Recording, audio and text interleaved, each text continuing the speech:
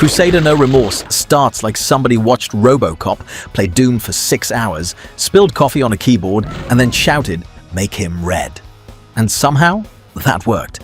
The game is an action shooter where you play as a walking stop sign with a gun, stomping through corporate facilities and turning every room into a microwave accident. It's loud, it's clunky, it's violent in that old PC way where every explosion sounds like the computer is personally upset, and I kind of love it.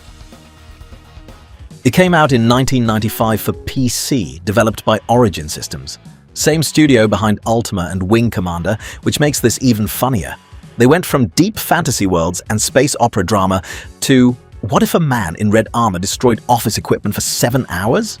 That's range. The story is simple. The world is run by the WEC, a giant evil corporation. Because 90s sci-fi loved corporations the way Dracula loves real estate. You play as a silencer, one of their elite soldiers. Big armor, big guns, big I don't do team-building exercises energy. Then the WEC betrays you, because obviously they do. If your employer has black armor, private armies, and a logo that looks good on a missile, maybe don't trust the HR department? The cutscenes are live-action FMV, and oh my god, they're delicious. Everyone is acting like humanity's last hope depends on this mission, but the budget looks like it was paid in pizza, smoke machine fluid, and one borrowed laser pointer. Am I the extraction specialist or what? You can count on me, Tin Man. People stare intensely. They deliver lines like the fate of humanity depends on one slightly sweaty room. It's finally broken that cipher chip you brought back. It has that pre-Matrix leather and computers energy, except nobody can do kung fu and everyone looks like they know what a floppy disk smells like. How the world will mourn the death of Dr. Gregor Hoffman.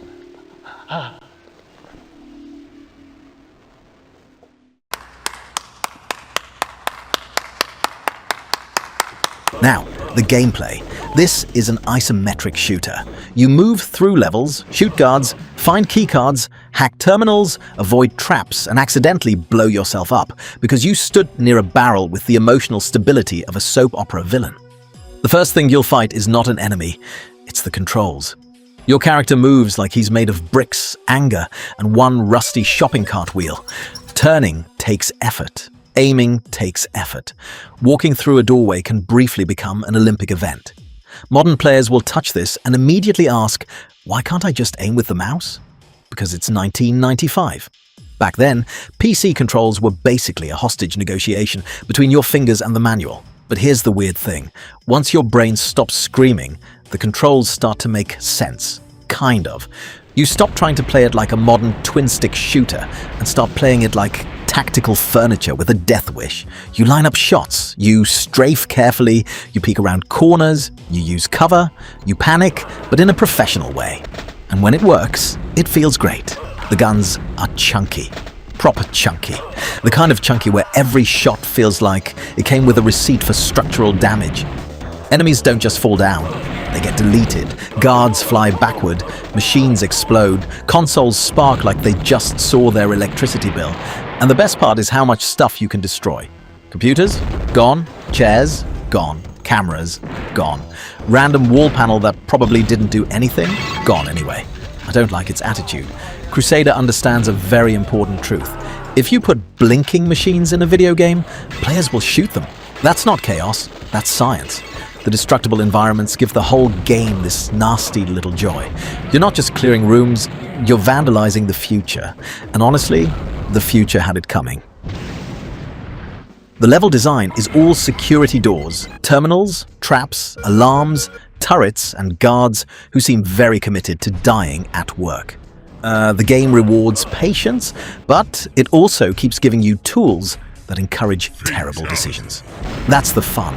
It's constantly whispering, "Be careful," while handing you a grenade launcher. That's not game design.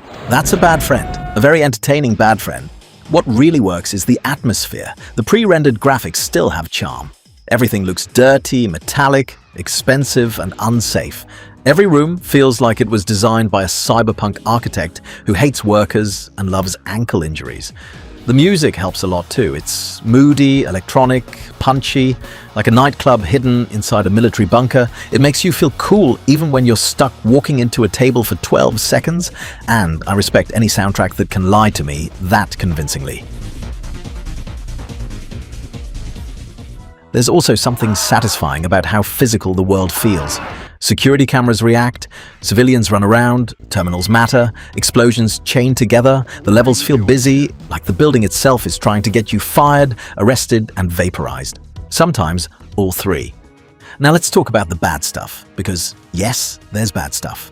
The controls are still a problem, even when you adjust. They never fully stop being weird. Your character can feel like he's receiving movement instructions by fax. You'll try to dodge, he'll rotate, you'll try to aim, he'll politely shoot the furniture, you'll try to escape, he'll bump into a wall like he just discovered architecture. It's funny until you die, then it's educational, then it's funny again, but with more swearing. The difficulty can also be rude. Turrets hit hard, enemies can shred you fast. Mines exist because apparently the game wanted every floor to have trust issues. You need to save constantly, before doors, after doors, before pressing buttons, after pressing buttons, before entering rooms, after leaving rooms. Save like the game owes you money, because it will absolutely rob you. I'll be back. Objectives can also get a bit muddy. Sometimes you're wandering around looking for a key card or a switch or one tiny terminal hidden behind a visual soup of grey machinery. The isometric camera looks cool, but occasionally it hides important things like it's playing Metal Gear Solid with office supplies, and yes, the FMV acting is cheese. But that's not a complaint, that's seasoning. That's premium 90s cheese. That's the kind of cheese you don't eat. You display it in a museum next to a Tamagotchi and a CRT monitor.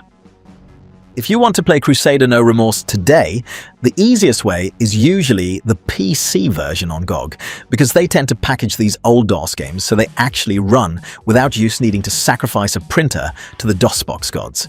You can also emulate or track down original copies, but at that point you're doing archaeology with a mouse. So, final verdict.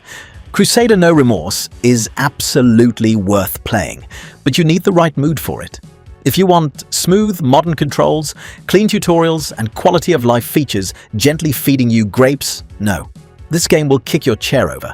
But if you like old PC action games with attitude, crunchy violence, weird controls, killer music, and explosions that seem personally motivated, this thing still delivers.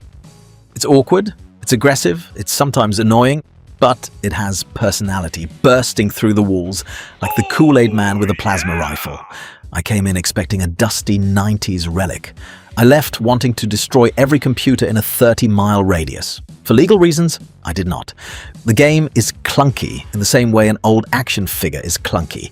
The arms barely move, the paint is chipped, one leg is probably loose, but somehow it's still cooler than half the new stuff on the shelf. Play it. Don't trust barrels, don't trust doors. Honestly, don't trust chairs either. This game makes furniture feel suspicious. And if you enjoyed this review, do the usual internet ritual. Hit like, subscribe, and leave a comment before the WEC classifies this video as rebel propaganda and replaces it with a mandatory workplace safety training. I'm evacuating before the red guy finds another barrel with emotional damage. And remember, no remorse, but maybe a little quick save.